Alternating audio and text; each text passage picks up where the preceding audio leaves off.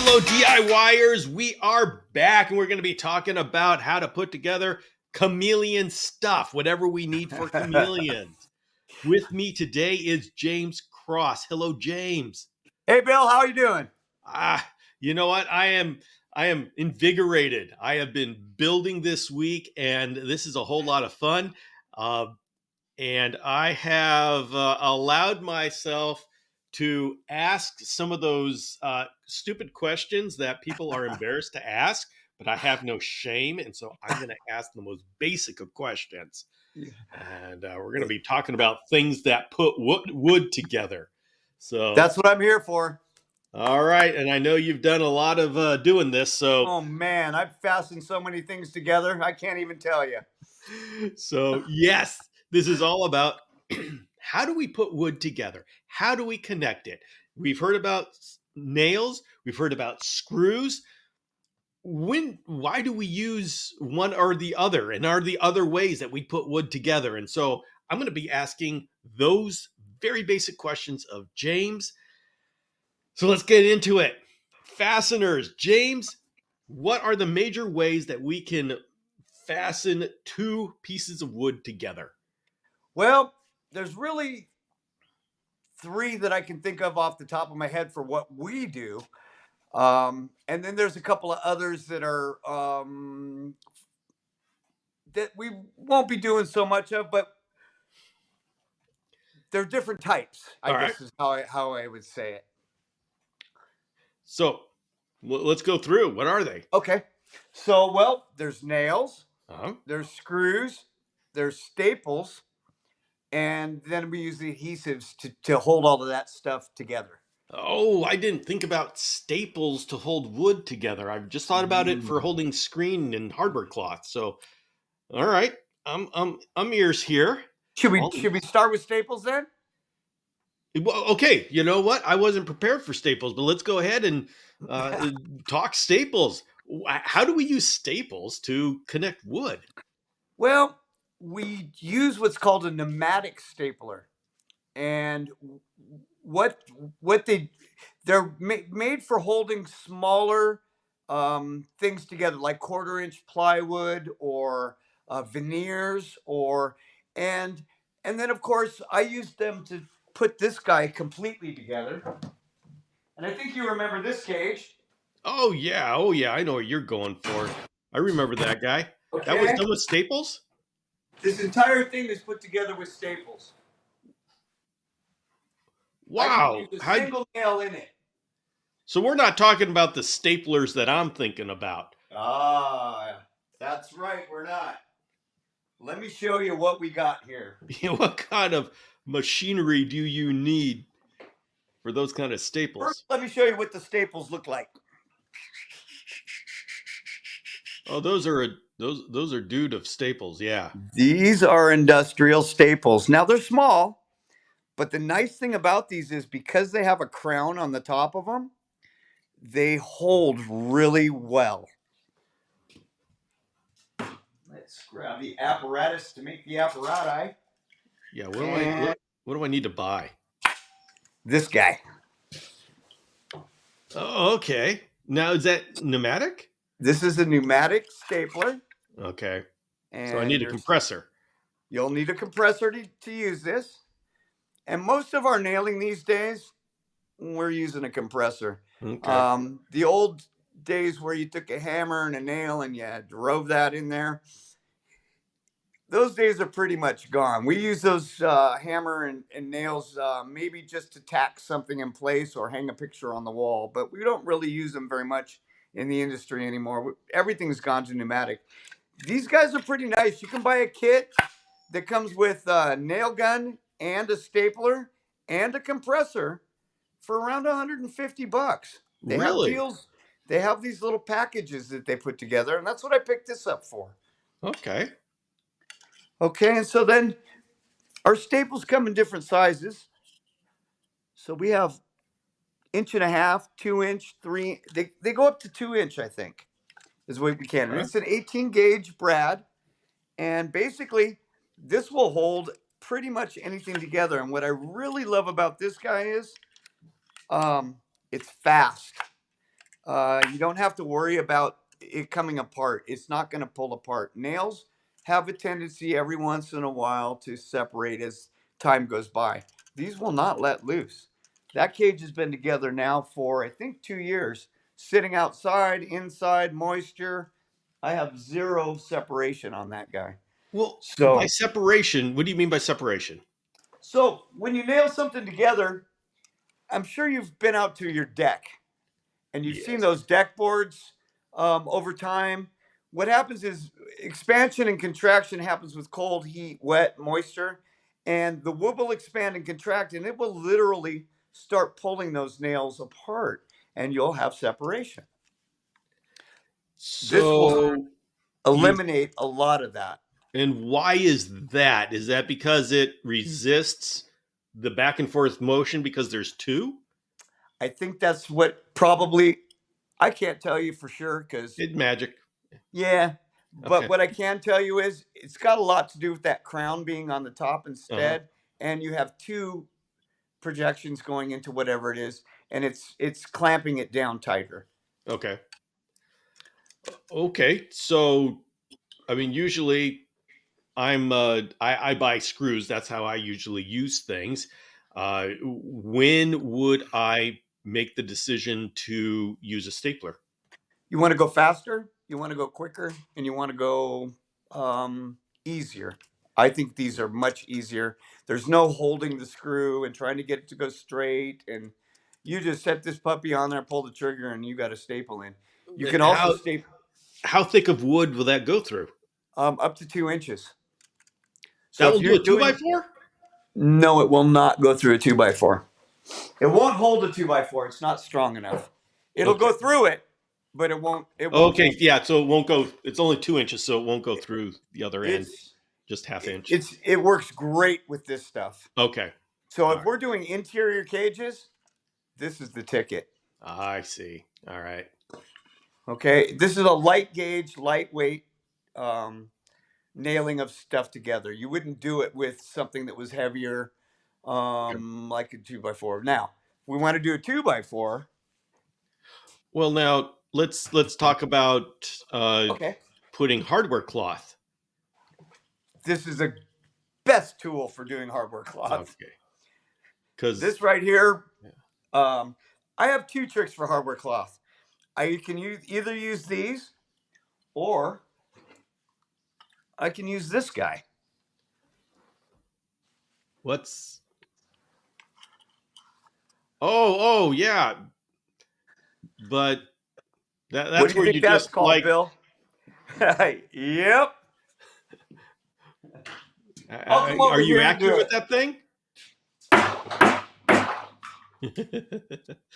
This is what's called a hammer stapler. I mean, that is kind of satisfying to do. It really is. And what happens is you've got a little head on this thing that goes up and down. And every time you do that, you're driving a staple. It's got a Okay. lot of weight to it. So it will actually push down your hardware cloth when you're hammering it. Okay. Great tool. So I'll either use this or the pneumatic. Usually, what I do with the pneumatic though is I'll tack down my hardware cloth with this guy. That way, I get everything nice and flat.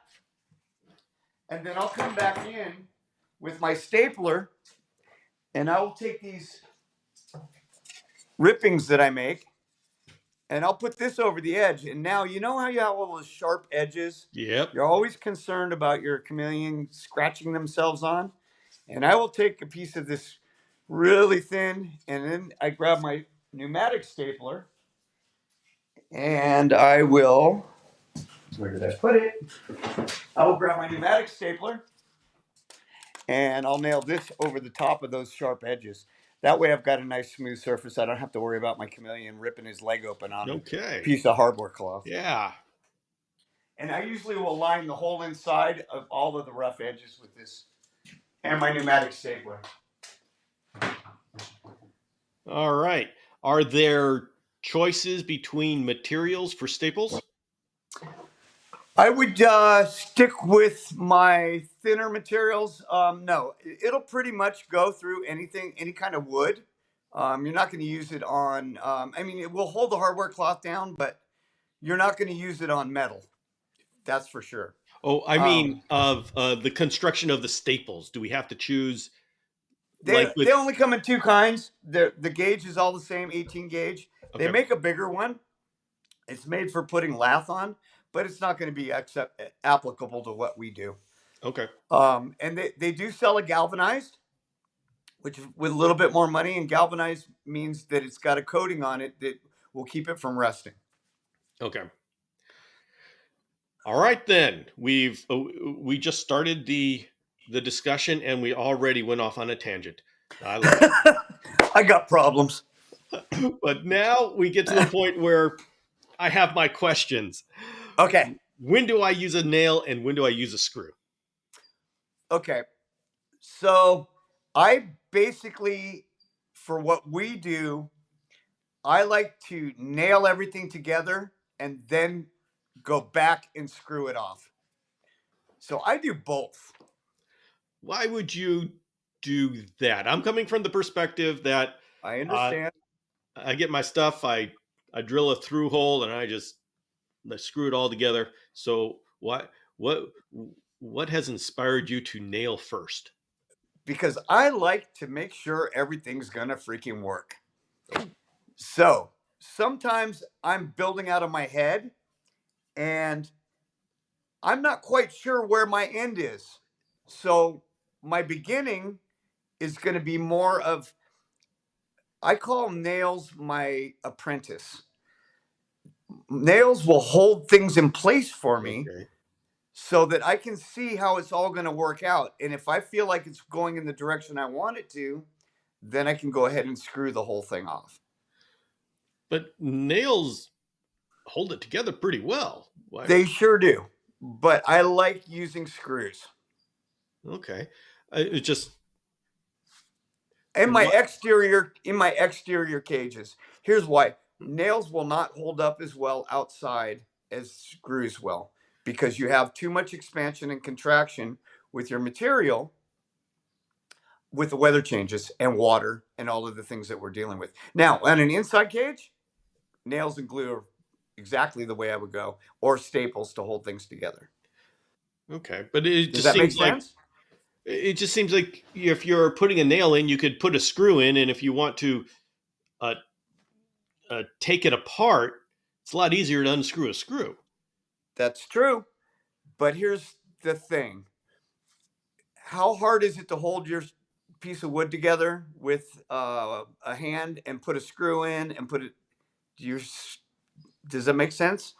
Uh, So I've got to hold that well, piece of to wood. me, I got to both of hold those that are piece of parts. wood, put my screw in, hold my screw head, get my nail. With a nail gun, all I got to do is hold that piece of wood and pop a nail in it. Oh yeah, you got a nail gun. That's right. I'm still using a hammer. Oh, that's the problem. Now you know Okay, why I don't use nails anymore. I see. Okay. Oh, okay. Now I understand why we're not on the same page. Oh yeah, nail guns. Those are fun. I've okay. All right. So that's why I use nails. And what I use instead of big old honkers, so I use these little guys. Okay. Okay. Let me pop one off there for you. Okay. And these are 16 gauge and they will hold a 2x4 together. Not forever, Okay. but they will hold it while I'm doing the work. What I also like about this is if I don't get it just right, it's easy to pull out. Okay. Okay. Now, let's say I want to just nail it to it never, I'm going to do it all in nails and I'm just going to nail the whole thing together. I'm going to take a whole different approach. I'm going to get these guys out. Okay. And these are 16 penny nails. And this is what you nail a house together with. Okay. Okay. Wait Now, till you see this. Wait till you see this nail gun. oh.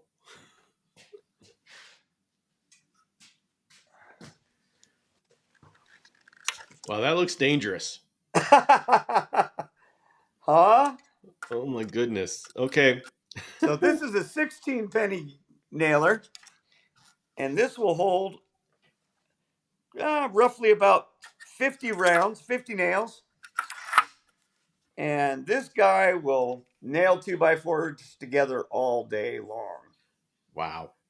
Okay. Now, if I was to be nailing some framing materials like 2x4s, 2x6s, nailing 2x12s, this is the gun that I would use.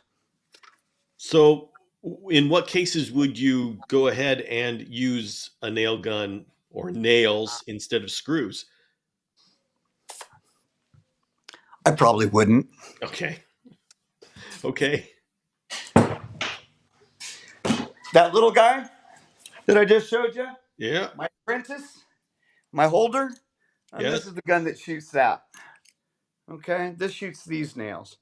Okay, and these are great nails to shoot 1x3 for your interior cages. 1x3, 1x2s. This is a very strong nail. And your house, when you're looking at your door jambs and the casing around the door jambs and your baseboard, all of that stuff is nailed with one of these nailers. Okay. Okay. And then there's one more nail gun I have. And this is a light gauge nail gun. And this guy here will shoot little brad nails. Let me show you what those guys look like. Okay. And those are called brad nails. Now, if you're doing some fine work, you're putting little pieces of Now, trim on. you're saying Brad, Brad? Yes, sir. Okay. Okay. And if you're shooting small trim on and you don't want to split the wood, you want a decorative piece of molding, crown molding, things of that sort, this is what we shoot on with this. Okay. Okay. All right. We're coming to the point where we're saying, okay, screws are really the way to go. Yep. Do you agree? All right. So now we get into my screw questions. There are so many different kinds of screws. What the heck? Why do we need so many? I know the answer to that because we have so many different applications. But for cages, how do we just go to a wood screw? Is that what makes sense? Yeah, we'll go to a wood screw. Um, we're going to go back to that thing that I said many episodes back. We're going to want a pre-drill. Okay. Um, we're going to want a pre-drill. We're going to want to use. There's a million different kinds of screws, wood screws. I have a couple of different kinds here. Okay. So this is a face frame screw. Okay. And this is designed to not split wood. Okay. And there's a special jig that works with this also called a Craig jig.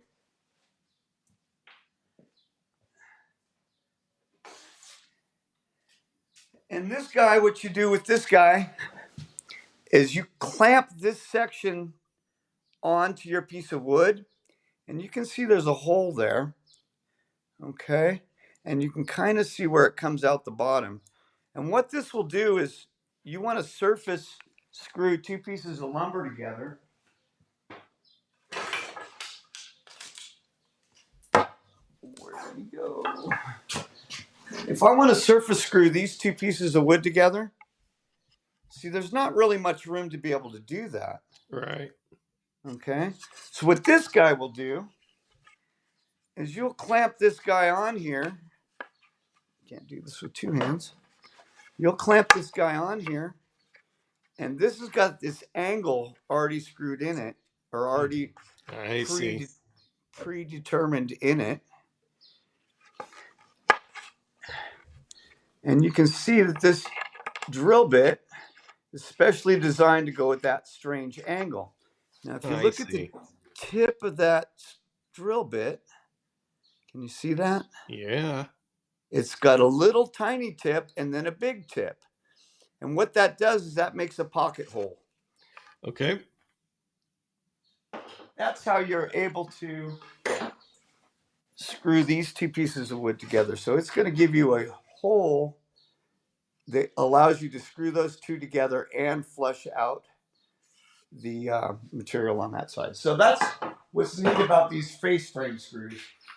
They're also got a very small thread on them, and the thread will keep your material from separating and from splitting. Okay. So let's talk about putting 2x4s and 2x3s together. First of all, what type of material of screw are we looking for? What screw drive, the head shape? Why do they have so many different shapes? And actually, that question bothered me enough that I actually figured that out. But I'm going to pretend like I don't know for this episode. And and also the length of screw. Uh, how do we determine the length? So, screw material type. Let me get on camera. Screw material type, the head of the screw to drive it, and the length of the screw. Let's talk about Okay, those two things. so the length of the screw is going to be determined by the thickness of your material. And generally, pretty much all of the exterior material that we're going to be using is going to be 1.5 inches by 1.5 inches. So what will get you through that is a 3-inch screw. Okay. And for a lot of the purposes, I like to use these stainless screws because they never rust. Okay. But if you have two by fours or 2x3s and you put a 3-inch screw, doesn't that come out the other end? Say that again. If I have a say two by threes going together, Mm-hmm. and then I use each one is a inch and a half thick, Uh huh. but I use a 3-inch screw, doesn't that go through and actually come out the other end? No, because 1.5 inches is 3 inches. Well, yeah, but when I screw these things in, it doesn't stop at the top. It goes in a little bit more. Well, stop. Are you saying I'm too much? Man, you're aggressive. So, uh, uh, yeah, I ended up uh, getting like 2.5 inch, or is it two and a quarter, yeah, two and a half, you can something like that. use, they have 2 3/4, but generally a 3-inch screw is actually, it's only about 2 7/8. Oh, okay. And they're literally, if you can see the top of that, it's got a countersink that's already pre-made into it. So it's tapered. So when it hits the wood, it's going to flare out the wood just enough, and this will flush mount, and you'll still not come out the backside of it. Generally speaking, if you get a little Not in practicing, Bill's Bill. world, apparently. Huh? Well, It let's doesn't see. Let's give flush it a mount try. with me. It makes a little crater because I guess I'm just a little too enthusiastic. You must be. Whatever. Okay, let's talk about, let's See, see what everybody, I happens. am the voice of the people that are troubled. So, I think we can do a test right now. and, and I'm not faking it. 2x4, 2x4. I'm going to run to the lumber pile. Oh, okay, okay. Run to the lumber pile. He's going to be dodging donkeys. For those that don't know, he actually has two donkeys that hang out around and sometimes get in the Okay. way. These aren't pre-cut, and this wasn't pre-planned, but I got to prove a point. Oh, we're real and raw right now. Two 2x4s, right? Yep. Okay.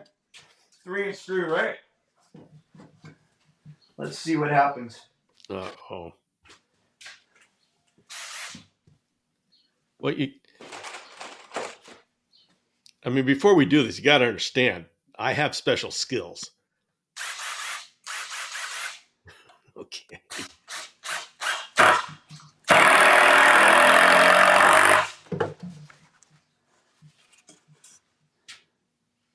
We have a screw. Yes, you do. Whatever. You know What what? happened? That Where's 3-inch screw didn't go through, Bill. Well, you know what? Maybe I ought to do it. You'll see. But then again, um, like when you use soft white pine, All right, let's get some drill bits out here. I I did not experience that with pressure treated lumber. I was using soft white pine. Now I'm having to defend myself and try to figure out why did these things happen to me. James just laughs at me. He says, "What? Well, How have you lived like this, Bill?" Okay, so when we're out doing this big stuff, we've talked about these before. I have several different kinds. Let's get the box so we can show you the name on them. We've come a long way in screw technology, and we now have come across screws that literally have a washer already built into the head. These are my favorite of favorites to use, and I think you've seen these before, Bill, for exterior cages, and they're what's called a timber lock. Yep. Yep. Okay, and they come with the star bit. And there's also another company out there called Simpson. Okay, and Simpson makes some really strong ones. Mm. Okay, and these are also star bits. But you know what? These turkeys, just like the world that we're living in today, this guy's head star bit will not fit Oh, great. this guy's star bit. Okay, Yeah, they're I've two. seen those packages where they come with their own bits. So these turkeys literally want you to buy their bit. Well, this is the one for the Simpson. Right. Nope, this is the one for the strong tie. Now, the reason that they've come up with these spiny tips is because back when we first started doing this stuff, we had this head. Do you know what that one's called? Let me see that. I don't know if I can get it to show. Is that It's this Philip? guy. It's a Phillips. All right. Okay. And I don't know about you, Bill, but 1 out of 3 screws I put in, I stripped that sucker. Absolutely. Believe me. Okay. At least we didn't have it as bad as our grandparents did, though. They had a flathead. Do you know what a Oh, flathead? that what? Oh, those are so miserable. So you can't get a wood. I don't know how they would get a 3-inch flathead wood screw into a piece of wood, but they managed to pull it off. And boy, taking them out is the biggest nightmare. So basically, what they did is they came up with this star bit, and you can't. Your life depends on it. You can't strip these. Um, and 10 years down the road, you can pull this guy back apart. Okay. So I'm that's sold. why we use those 2 different types of bits. Um, there, I even have one. I don't know what I'm going to use it for, but there's a flathead.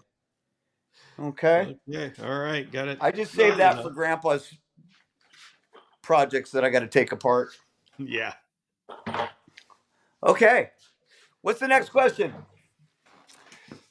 Okay. So let's go over the materials. Okay. So if I got to choose materials, we've got zinc coated. We've got what is that? Molten zinc, the lag screws, Yep. um, stainless, and whatever the exterior screws are. Galvanized, It's like they have a stainless, almost zinc, like a waxy coating here. and those are deck screws. And basically, what those are designed to do is slip through the wood. And most of the screws that you're going to find nowadays do not have their shank. Like, I feel like I'm getting ripped off, to be honest with you, because look at this guy, and he's only got threads at the very end. Yeah. What? I'm paying for threads. Where are the rest of them? Huh? And if Oh you go man. back Somebody and you said got, Jameson threads. see, this guy's screwed all the way up. Now, let me tell you a little bit about this guy, because this guy comes in handy with our screen cages. Do you see that right there? That's a pretty pointed point. Okay, so this is called a bit tip. This is specially designed to drill through metal before you screw it. It's a 2-step screw. And basically, if you want to screw something to your screen cage, these are the guys you're going to want to use.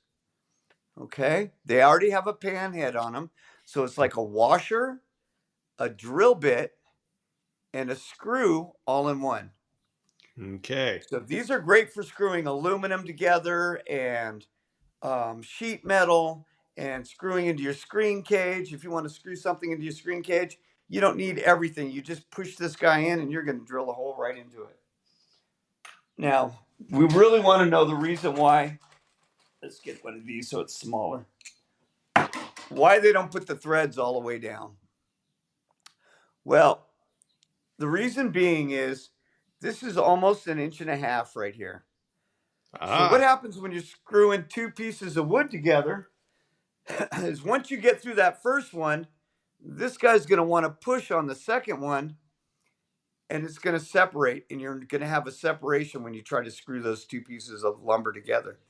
The reason that this is smooth is once it goes through that first one, it's now going to grab the threads on the second board and it's going to slip Mhm. through the first board. And that gives you a tight joint. And that's the reason they've done this. All right, let's talk techniques here. The difference between pilot holes and clearance holes, and when do we use those? Okay, so pilot holes, basically a pilot hole is to keep your screw going in a straight direction.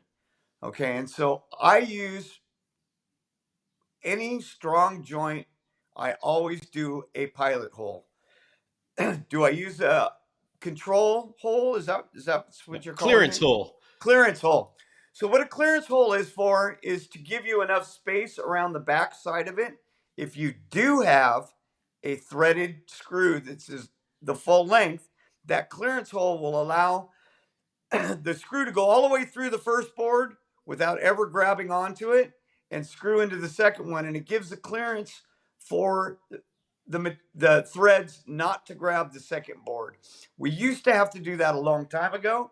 Now that we've changed up to these screws with the shank on them, we're not having to do that clearance hole as much anymore. So I could take I always drill clearance holes. In the first the top layer board, I drill a clearance hole, and then I just go into the and then put them together. You Uh-huh. saying if I get one of these with the non-threaded shank on top, you just start drilling through that top? Well, they will work that way, yes. It But just seems miserable to do that. because of some of the lumber that we have these days, is so full of knots and it's short growth forests. So what the grains are all kind of wonky. What happens is if you try to drill a straight hole nowadays, that screw is going to want to wander almost every time. And so that's why pilot holes are so important. What the pilot hole is going to do, you're going to want it smaller than the dimension. And sometimes I'll use an 1/8 inch bit to use these number 14 screws. And Okay, the yeah, reason we being, actually should talk about uh, the difference between the diameters of the pilot hole and the clearance hole with respect to the screw. screw. So So, it's almost two sizes smaller than the actual screw. okay. And the reason I do that is it gives a direct path for the screw to follow, but it still gives me plenty of strength and binding to keep the material together. And So the that's why we pilot do hole pilot. is smaller than the threads because you want the screw to go in, but the threads to catch.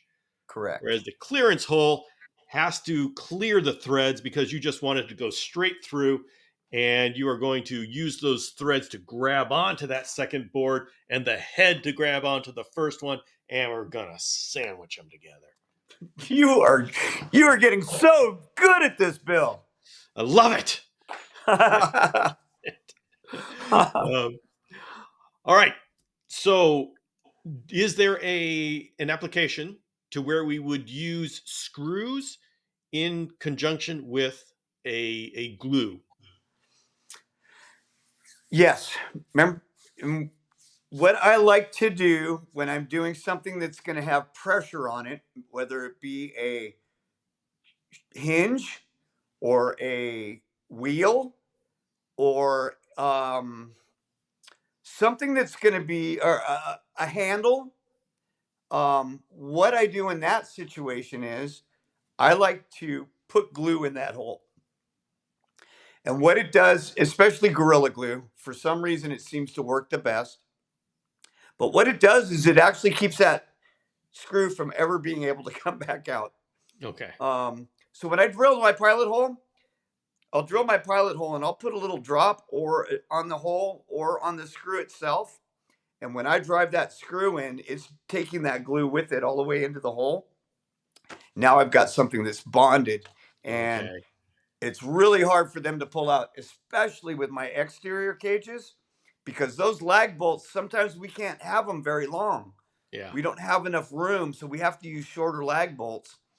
And over time, with all that torque and pressure on them, the cellulose in the wood will start to break down from pressure, and that screw is going to rip out. Well, I've found that if you put a little glue on that guy when you stick him in there, it has a lot tendency to last a lot longer. Okay. So, all right. Well, I feel like I have gotten my questions about fasteners answered. Uh, is there anything that you think would be useful for people out there that I didn't ask? Or am I I, just that good? I got a great one. Uh-oh. When you're using a nail gun, go. Any old nail will do. Safety. These aren't, they're dangerous. You can hurt yourself. What you want to make sure that you're doing is when you're shooting these and holding pieces of material, you want to make sure that your hand is farther away from the end of that gun than the length of that nail. Okay. Okay. So when I go to shoot something together, I do not want my hand within the distance of the staple, Oh, nail. yeah. Oh. I don't. Okay. Oh, I don't like the thought that I just had. This is real. And how do I know? Oh no. I've done it. Oh. Okay. So be safe when you're using these things. Wear safety glasses. Make sure your hands are clear of the nails themselves, and slow down. Take your time. It's the same thing with all of these tools. Um, I'm lucky enough, 30 years of a carpenter, and I have all my fingers. And it's just something that I want you all to really pay attention to. We want you to have fun with your chameleons. We don't want you going to the hospital. Yeah. Yeah. Okay. Thank you for that sobering thought. That's a very good, very good notice. Oh. All right. Well, James, I want to thank you very much for sharing your knowledge and being patient with all of these very basic questions. But I think it provides a very nice foundation for those of us who have just kind of figured it out by going to Home Depot and saying, this looks good. At least now we know why. So, all right, then, everybody, get out there and build. And remember, if you've got any questions about anything we went over, put it in the comments. Yeah, we love to hear questions and answers, and we want to see some of your builds too. So if you're going to build Yes, something, show it to us. Send it to Bill. Bill will give you the email address, that's and right. we'd love to maybe bring some people on and see what you're building. Let's see what you're up to. See how you Exactly. approach it. You know, we're all just hairless apes running around making stuff. Let's show each other how we got the cave fire started. That's right. Let's, let's reenact our rise from the primordial soup. Uh, yeah. So comments below. Put them down there. Put questions down there. We may answer them down there. We may bring them on an episode. If you want to, if you got pictures and such, you can send them Instagram. You've got DIY Chameleon Guides an Instagram account. You can send them there, or you can send them to me at bill@chameleonacademy.com. Oh, all right, James. If I were to ask you if you had any words of wisdom to leave our viewers with, what would you say? Just build it. All right, everybody, have a great week, and we will see you next time.